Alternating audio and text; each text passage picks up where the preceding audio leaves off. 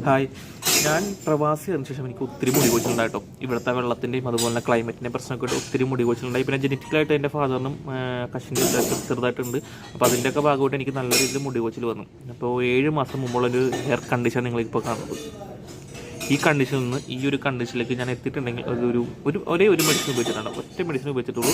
വേറെ ഒന്നും എനിക്ക് ഡോക്ടർ സജസ്റ്റ് ചെയ്താണ്. മിനോക്സിഡിൽ എന്നാണ് ഇതിൻ്റെ പേര്. Minoxidil topical solution 5%. ഇത് ഡോക്ടറായിട്ട് സജസ്റ്റ് ചെയ്താണ്. നിങ്ങളാരും ഇത് ഡയറക്റ്റായിട്ട് വാങ്ങിച്ച് യൂസ് ചെയ്യരുത്. ഡോക്ടർ കൺസൾട്ട് ചെയ്തതിന് ശേഷം മാത്രം യൂസ് ചെയ്യുക.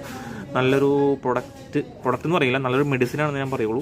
ബ്രാൻഡ് നിങ്ങൾ നോക്കണ്ട, നിങ്ങൾക്ക് ഡോക്ടർ സജസ്റ്റ് ചെയ്യുന്ന ബ്രാൻഡിങ് യൂസ് ചെയ്യുക. അതായത് മുടി കൊഴിച്ചിലുണ്ടെന്നും പറഞ്ഞ് സങ്കടപ്പെടുന്നുണ്ട് കുറേ പേര്. അപ്പോൾ ആരും സങ്കടപ്പെടേണ്ട, ഡോക്ടറെ കണ്ടോളൂ.